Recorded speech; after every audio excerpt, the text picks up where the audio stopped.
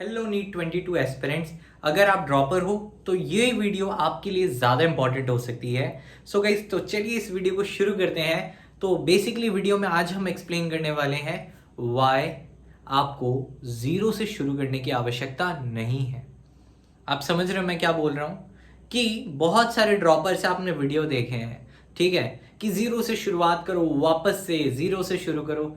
अरे यार, आपको ऑलरेडी आता था तो आप फिर उसके बाद से शुरू करो ना, जहां तक आता है उसके बाद से शुरू करो। मैक्सिमम एस्पिरेंट्स यहाँ पे कंफ्यूज हो जाते हैं। क्या करते हैं ना, वो फिर वो स्टार्टिंग से शुरू करते हैं और जो चीज़ ऑलरेडी आता है उसी को फोकस करते हैं। फिर वो 4-5 महीने बीत जाते हैं, फिर जो मेन चीज़ होता है वो छूट जाता है। एग्जाम से पहले ऐसा बहुत लोगों के साथ होता है। इनफैक्ट बहुत सारे ड्रॉपर्स जो है सेम गलती दोहराते रहते हैं। अगर आप एक ड्रॉपर हो, नीट 22 की तैयारी कर रहे हो, आपने ऑलरेडी आधा चीज कर चुका है, अगर आप कर चुके हो basically last year, so don't do that again. Starting में मत करो। स्टार्टिंग में जो आपका वीक पॉइंट्स है उनको ध्यान दो। अब आप मुझसे पूछने वाले हो तो जो पुराना किया हुआ चीज है उसको क्या करूं? रिवाइज करो। There is a difference between revision and क्या चीज, रिविजन एंड स्टार्टिंग से पढ़ना। तो रिवीजन और स्टार्टिंग से पढ़ने में डिफरेंस होता है। ओके, तो उस डिफरेंस को आपको समझना है। क्या होता है ना, आधे लोग क्या करते हैं, स्टार्टिंग से वापस वही चीज को पढ़ते हैं, फिर थोड़ा पढ़ा, फिर बोर हो गए, फिर बोला छोड़ो यार, पढ़ाई तो अपने से होगी नहीं है वापस। फिर बीच में 2-3 महीने का गैप चल गया, बोलते हैं डोरमेंट फेज चल गया। फिर उसके बाद वो एक्टिव होंगे, बोलेंगे नहीं अब जर्मिनेट करने की पूरी कोशिश करूंगा, और वो करूंगा करते करते आता है, फिर अगला नीट आता है, फिर वो साइकिल चलते रहता है। तो ये गलती आप करने से बच सकते हो। बहुत आसान तरीका है करने से बचना। सबसे पहले आप अपने पेपर को देखो कि आपको कौन कौन सा चैप्टर्स आता है, ठीक है। आपको पता चल जाएगा कि हाँ भाई, ये चैप्टर मेरा स्ट्रांग है, तो इसको मेरे को सिर्फ रिवीजन करने की आवश्यकता है। इस चीज को सिर्फ मेरे को रिवाइज करना है, ठीक है। अब ये मेजर प्रॉब्लम होती है मेरे हिसाब से फिजिक्स में तो नहीं, केमिस्ट्री और बायोलॉजी में होती है। कि मुझे समझ नहीं आ रहा कि कौन सा चैप्टर को मैं अभी करूं और रिवाइज करने के लिए छोड़ दूं। तो बायो और केमिस्ट्री पे ज्यादा ध्यान दीजिएगा इस वाले पोर्शन पे, कि रिवीजन होता रहे, और जो नई जो गलत गई है नई चीजें उनको सीखिए, उनको सीखिए। बट मेरे को पता है फिजिक्स मैक्सिमम लोगों को जीरो से शुरू करना पड़ेगा, क्योंकि मार्क्स अगर आप ड्रॉप कर रहे हो मतलब लिटरली फिजिक्स में थोड़े कम है तभी वो ड्रॉप लग रहा है। अदरवाइज बायो ठीक था, बायो वाज फैंटास्टिक, राइट है ना।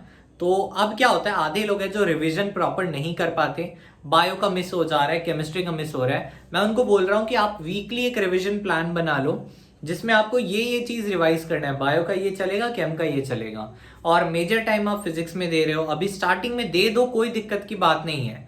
यू हैव टाइम, ठीक है। कि आप एक काम कर सकते हो, फिजिक्स और केम का बना के और बायो के एकदम माइन्यूट टाइम दे के कर सकते हो। जिससे क्या होगा ना कि आप अपना टाइम बचा पाओगे, because you know that physics will consume time. सीधी बात बोल रहा हूं, physics will consume time.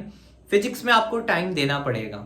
Okay, अगर आप सोच रहे हो फिजिक्स में टाइम नहीं दोगे और चल जाएगा, सो गाइस ये गलत फहमी है। ये गलत फहमी है, आपको फिजिक्स में टाइम देना पड़ेगा। टू बी ऑनेस्ट, फिजिक्स में टाइम देना पड़ेगा। बायोलॉजी से टाइम चुराओ ना, आप बायो से टाइम चुरा सकते हो, क्यों नहीं कर रहे हो? बायो से टाइम चुराओ। कैसे चुराओगे? एकदम एकदम कॉमन एग्जांपल दे रहा हूं। नॉक्टर्नल मेरी रात को 12 बजे होती है, फ्री ऑफ कॉस्ट क्लास है। रात को 11:59 की क्लास है, जो मैक्सिमम लोगों ने 21 में अटेंड की थी, और मार्क्स उनके बायो के बहुत ही औसम है, ठीक है। 330 प्लस तो कॉमन है, 350 प्लस और भी एकदम मिल ही रहे हैं बच्चों के। There are few people who are scoring 360 also, but wait for the answer key आने के बाद ऑब्वियसली डेडिकेटेड वीडियोस भी आएंगी उन बच्चों के साथ जिनके इतने बढ़िया बढ़िया स्कोर्स आ रहे हैं। एनीवेज, आप क्या कर सकते हो, मैं क्या करवाता हूँ कि आपको टेलीग्राम पे लिंक डाल देता हूँ कि भाई ये वाला चैप्टर का रिवीजन होगा थ्रू एमसीक्यू। क्या होता है ना, अभी आपके वो याददाश्त ताजा है, अब वापस से आप उस थ्योरी पे उतरोगे 2 महीने बाद, भूल जाओगे आधी चीजें। मैं बोल रहा हूं नीट के 7 दिन पहले जैसी बायोलॉजी थी वैसी बायोलॉजी को मेंटेन करके रखो। कोई नहीं हिलाने वाला फिर तुम्हें, मैं साफ बोल रहा हूं, कोई हिला ही नहीं पाएगा बायो में, और तुम्हारे पास फिजिक्स केम का टाइम बच जाएगा।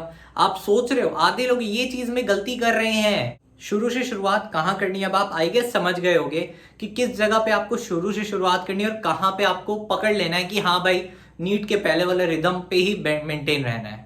तो उस चीज को ध्यान दो। आधे लोग क्या है ना, आधे लोग ध्यान नहीं दे रहे हैं, दिक्कत हो जाएगी लास्ट में जाके। तो इस चीज को आप बिल्डअप कर सकते हो अपना एकदम रेगुलर प्रैक्टिस के साथ। कुछ नहीं, बहुत आसान है यार। जो चीज़ में गलती हुई है ना, उस चीज़ को आप यूट्यूब वीडियोस देख लो, अगर आपको फ्री लेक्चर्स देखते हो आप तो, या फिर अगर आप किसी पेड प्लेटफॉर्म पे हो तो आप उस चीज़ को देखते रहो, वहां से फॉलो करो। बट देखो एक चीज़ बता रहा हूँ, पेड प्लेटफॉर्म में भी ना वो सबके लिए कोर्स बनाया जाता है कि चाहे नीट में 2021 में किसी का 200 मार्क्स आया उसके लिए भी रहता है वो, किसी के 550 आए तो उसके लिए भी है, किसी के 400 आए तो उसके लिए भी है। तो ये आपको सेलेक्टिव बनना पड़ेगा कि हाँ भाई ये लाइव क्लास या फिर ये वाला जो टॉपिक ये ऑलरेडी मेरा मास्टर है इसमें, ठीक है, मैं क्यों इस चीज टॉपिक को देख के टाइम वेस्ट करूं। ये जीरो जीरो से शुरुआत मेरे को इस टॉपिक में नहीं कर लगेगा ना, तो इस चीज को समझिए। अब छोटा सा एक एग्जांपल दूंगा, व्हाट इज लिविंग। अब क्या आपको वापस से देखने की जरूरत है? आपको ऑलरेडी अगर उस चैप्टर से आए हुए क्वेश्चंस बन जाते थे, टेस्ट में भी बन जाते थे, तो क्या आप वापस से आप बायो में what is living, human physiology में एकदम बेसिक से पढ़ोगे कि डाइजेस्टिव ग्लैंड्स में ये वो करके बहुत ज़्यादा डिटेल में एकदम धीरे धीरे? नो मैन, आपके बायो में ऑलरेडी 340 आ चुके हैं। मतलब आई गेस आपको किसी और को प्रूव नहीं करना है कि आप बायो में स्ट्रांग हो। अब उस लेवल की प्रैक्टिस को मेंटेन करो कि आपके 1 महीने के अंदर बायो के हर चैप्टर को आप टच करके निकल रहे हो प्रैक्टिस में, जिससे आपका हर टाइप का क्वेश्चन दिमाग में रहेगा ना। इसी के लिए बोल रहा हूँ आपको, टेलीग्राम पे फ्री क्वेश्चन क्लासेस का जो भी लिंक होता है मैं वो डाल देता हूँ, फ्री क्लासेस होती हैं उनका डाल देता हूँ, आप वहां से क्लासेस में आ सकते हो, फ्री है टोटली गाइस। और वो भी नॉकटर्नल लेता हूँ, तो उस टाइम पे आधे बच्चे इंस्टाग्राम स्क्रॉल कर रहे होंगे या कुछ और स्क्रॉल करेंगे सोशल मीडिया, उस टाइम पे आप क्वेश्चन कर रहे होगे। सो बी वाइज, ठीक है, चूज करिए आप आपको कैसे बेटर बनना है। बट यार जीरो से शुरू मत करो वापस से, ऑलरेडी अगर आपका स्कोर बढ़िया आ चुका है तो। ये उन बच्चों के लिए है जिनका स्कोर ऑलरेडी ठीक ठाक था, थोड़े इधर उधर के कारण मिस हो जाएगा इस बार का मेडिकल कॉलेज।